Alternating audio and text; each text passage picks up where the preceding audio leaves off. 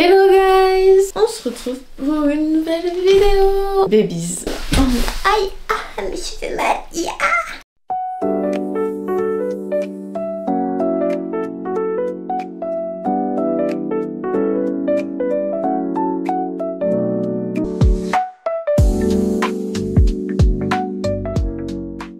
Comme le titre vous l'indique peut-être, aujourd'hui dans cette vidéo on va un peu parler de ce qui peut potentiellement empêcher votre grossesse ou du moins l'arrêter subitement. J'ai répertorié à peu près 6 raisons qui expliqueraient le pourquoi du comment la grossesse ne fonctionne pas. Le fait est que il n'y a pas de grossesse du tout. On va parler des causes et des raisons. Oui, la chambre a un petit peu changé mais je ne peux pas encore vous montrer en détail parce que la vidéo du haul n'a pas encore été faite, enfin elle n'a pas encore été publiée. Donc non, n'en voulez pas, je vous la remonte bientôt. Oh, je suis grosse.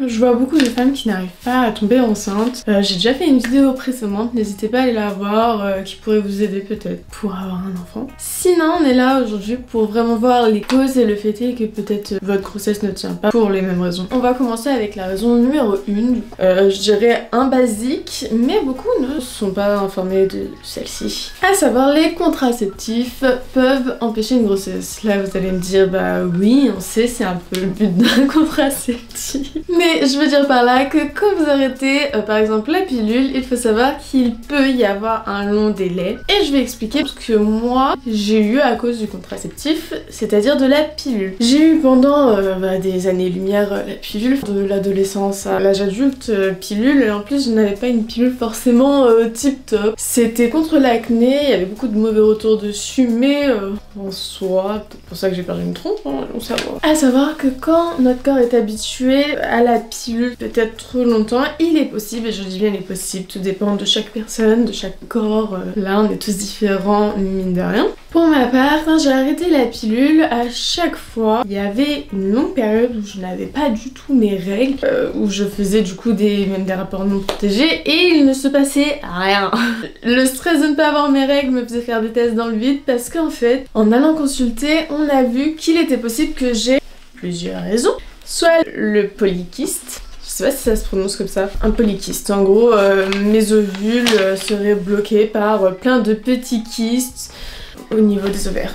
J'ai pas trop révisé sur ça parce que c'est pas vraiment une cause que je vais vous mettre en tête car faut vraiment consulter ou faire des tests pour ça. C'est possible, sachez-le, mais généralement c'est quelque chose qui regarde directement quand vous n'arrivez pas à avoir vos règles. En général, c'est ce qu'on regarde.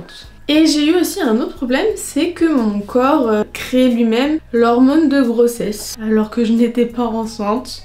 Et du coup ça a empêché que j'ai mes règles, que j'ovule. C'était assez bizarre. De ce fait on m'a donné des hormones, je crois masculines, de la testostérone ou un truc qui est normalement masculin quoi. Donc pour vous dire, vraiment la pilule, même une fois que vous l'arrêtez, et ce depuis des fois 3 mois, vous pouvez avoir un petit problème de ce style qui se pointe et qui empêche du coup l'ovulation ou le fait de tomber enceinte. Hormis la pilule, il faut savoir aussi qu'il y a les stérilets. Le stérilet hormonal et le stérilet en cuivre. Personnellement, j'ai mis ensuite, après la pilule, un stérilet en cuivre pour ne plus avoir d'hormones parce que ça me réussissait pas de ce que vous avez pu entendre. Hein. A contrario de la pilule, dès que j'ai arrêté mon stérilet, vraiment un mois après, j'ai pu avoir une grossesse.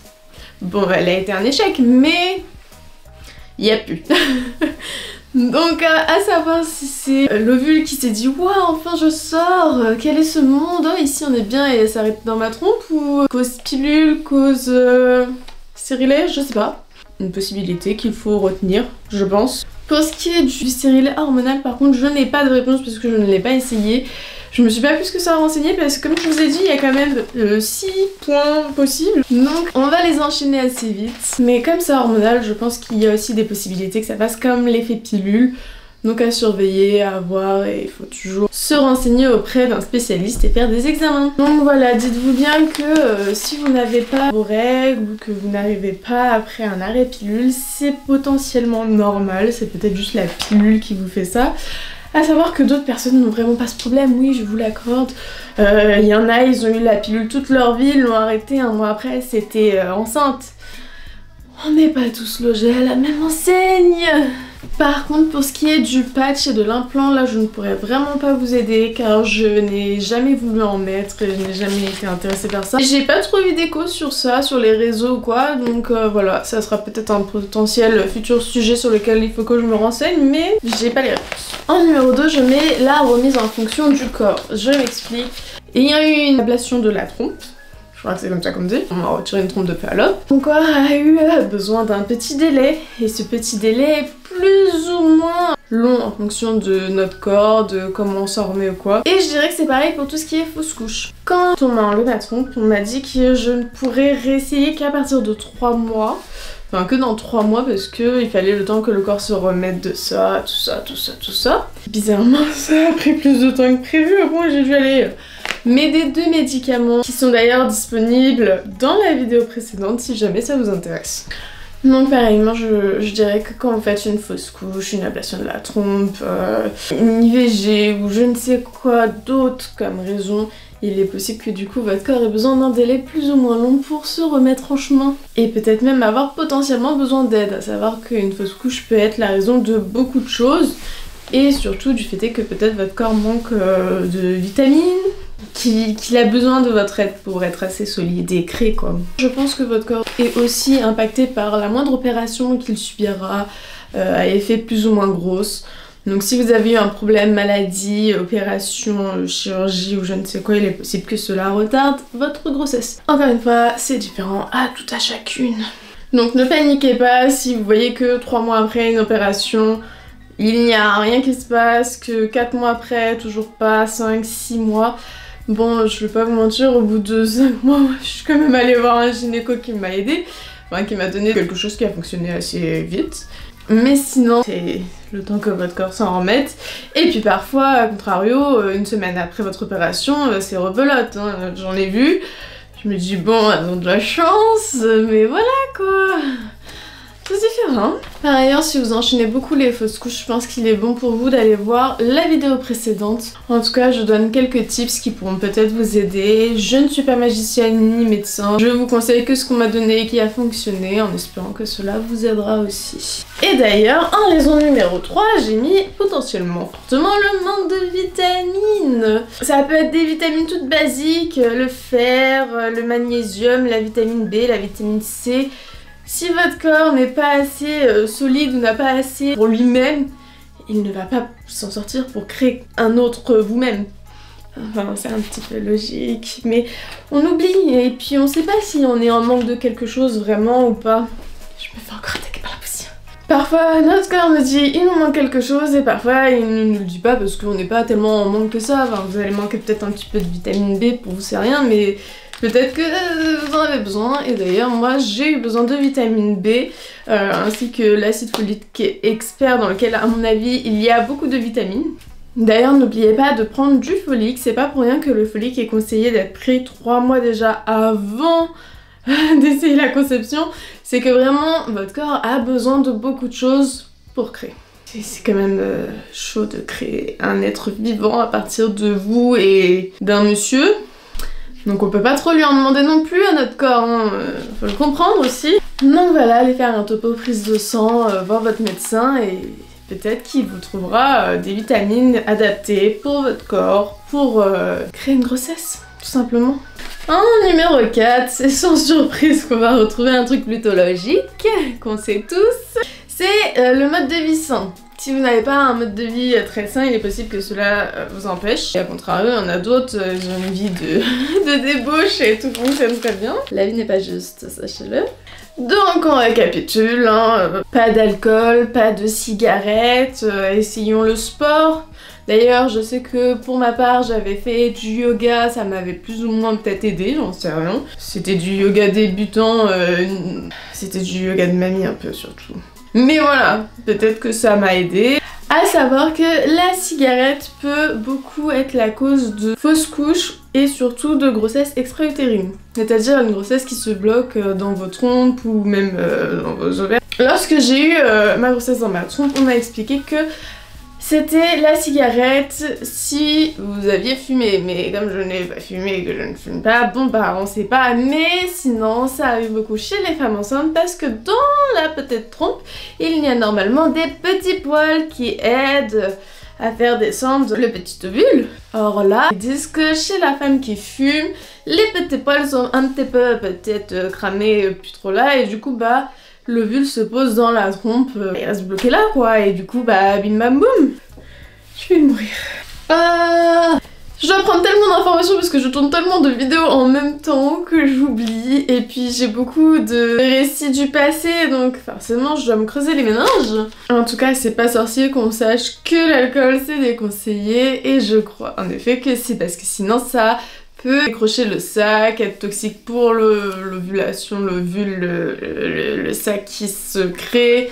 En tout cas voilà, je vais passer à la numéro 5 parce que bon, je n'ai pas plus de choses à vous dire sur la 4. Hein. Pour la numéro 5, beaucoup vont me détester parce qu'on entend ça tout le temps, évidemment. C'est le fait de trop y penser.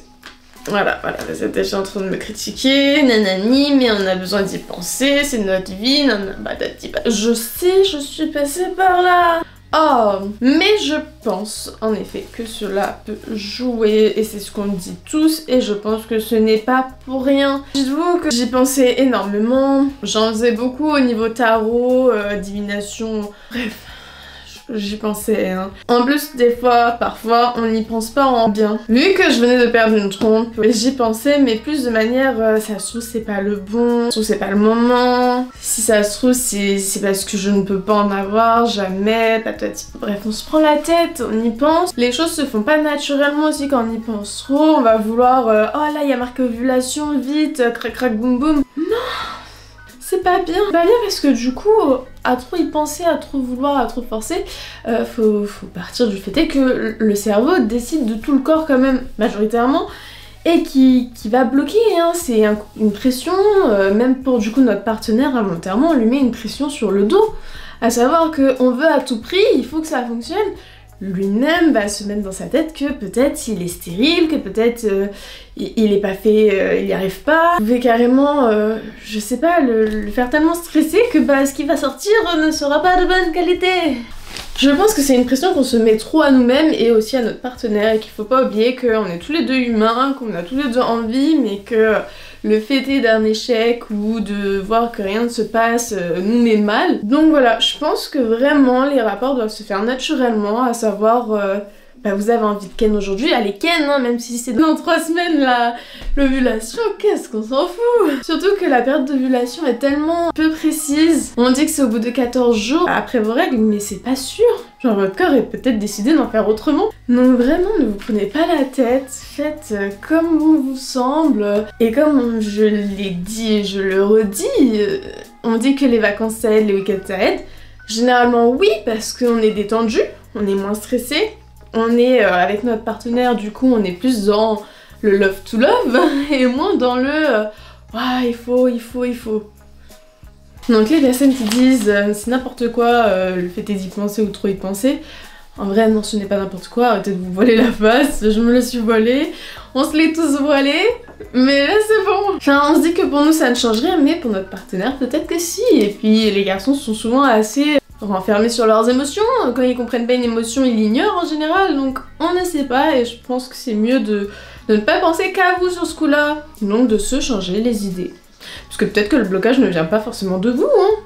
Enfin le blocage, je dis pas qu'il y arrive pas, hein. C'est juste que peut-être ces petits bidoux là, ils arrivent pas jusqu'à votre ovule, parce que monsieur est pas assez costaud mentalement, je sais pas. Par ailleurs, il faut savoir qu'en raison numéro 6, j'ai noté le groupe sanguin. Pareil, ça va être flou, je vous préviens. Parce que je ne suis pas une spécialiste pour vous l'expliquer clairement. Mais à savoir que votre groupe sanguin et celui de votre partenaire se mélangent. Et s'ils ne sont pas compatibles, il ne faut pas s'étonner qu'il y ait beaucoup d'échecs. C'est pas pour rien que quand vous êtes enceinte, on vous demande votre groupe sanguin et celui de votre conjoint beaucoup de fois, souvent, pour voir si cela peut matcher ou pas. Donc si vous faites beaucoup fausses couches, comme on dit œuf blanc, je crois que c'est ça, 9 vides, il y a des possibilités à petite dose que ce soit aussi du fait que bah oui vous êtes peut-être pas compatibles. Je mets ça sur la raison sanguine parce que vraiment on pose énormément la question. Et j'imagine que c'est pas pour rien que tous nos médecins nous demandent ça. Par chance, j'ai le même groupe sanguin que mon copain, donc je pense que ça a fonctionné pour ça. Allez savoir si pour vous c'est pareil ou non. Parce que c'est quand même un corps étranger qui rentre dans votre corps. Si votre corps a décidé de ne pas l'accepter, il l'accepte pas. Ils sont capricieux nos corps. Donc voilà, il faut parfois pas trop se prendre la tête sur certains détails parce que c'est des détails qui peuvent jouer. Et des fois c'est juste le fait de la vie hein. Comme toujours j'ai pensé, je me suis donné la raison de si ça n'a pas fonctionné, s'il ne s'est rien passé, c'est simplement parce que peut-être je ne suis pas avec la bonne personne. Ou simplement que c'est pas le bon moment. Quand j'ai perdu ma trompe, je me suis pas retrouvée à pleurer déprimée. Non, c'est la vie, c'est qu'il y a une raison.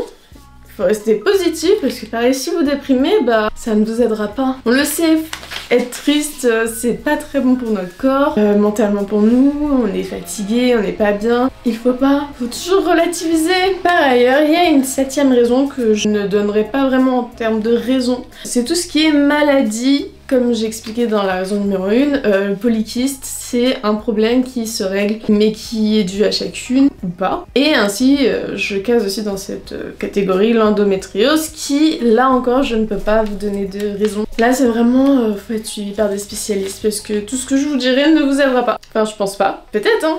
Mais je ne suis pas médecin et je me suis pas renseignée sur l'endométriose et plus en détail sur le polykyste, ainsi que sûrement d'autres maladies qui empêchent les grossesses. Moi je vous ai donné les astuces, du moins les causes et raisons potentielles si vous n'avez pas de maladie déjà établie. Je sais pas si c'est clair. Donc voilà, j'ai fait le tour, j'ai fait mes 6 raisons, je vous les ai un peu expliquées, c'était peut-être assez flou pour certaines.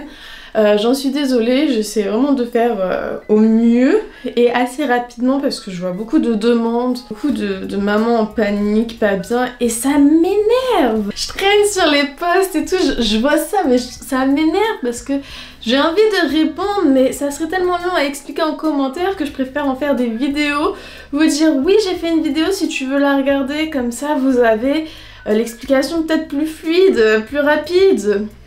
Puis ça évite que je me répète. Mine de rien, établir les 6 causes, ça aurait été très long. Et puis des fois, je vois des réponses en commentaire. J'ai envie de taper les gens. Il y a des personnes qui répondent des bêtises énormes. Je dis pas que je dis que la vérité et que je dis que les trucs véridiques, vrais, je suis médecin, non. Non, je voulais préciser, je le précise, je ne suis sûre de rien. Mais je vous donne ce que j'ai vécu, ce que j'ai vu, ce que j'ai appris, ce que j'ai connu d'autres mères, de spécialistes que j'ai entendus, que j'ai... Enfin voilà, je suis pas là pour vous dire oui sur Google il y avait écrit ça dans ce site là créé par une daronne qui a 30 ans, toutes ses dents et qui a entendu ça de sa copine Odette. Flemme, je m'énerve vraiment sur ça. Mais je vois tellement de trucs comme ça, on va me sortir des liens, des passages de liens, de blogs, de trucs de dames qui ne sont personne aussi. Moi je suis allée chercher les vraies raisons et quand je les ai pas, je vous le dis. Polykyste, j'ai pas, je vous le dis. Endométriose, j'ai pas, je vous le dis. Je ferai peut-être une prochaine vidéo dans laquelle je me serai vraiment renseignée et que j'aurai. Là, j'ai pas. Il y a des trucs que j'ai pas, je vous le dis, je les passe. Ce que j'ai, je vous l'ai dit. Et je vous l'ai dit pas dans le vent parce que j'ai entendu ça dans mon rêve. Non. Donc voilà, si vous avez des questions, n'hésitez pas à me dire dans les commentaires, je répondrai potentiellement de vous conseiller d'aller voir la vidéo sur comment tomber enceinte. Voilà, là encore je vous raconte un récit que j'ai vécu, que j'ai testé.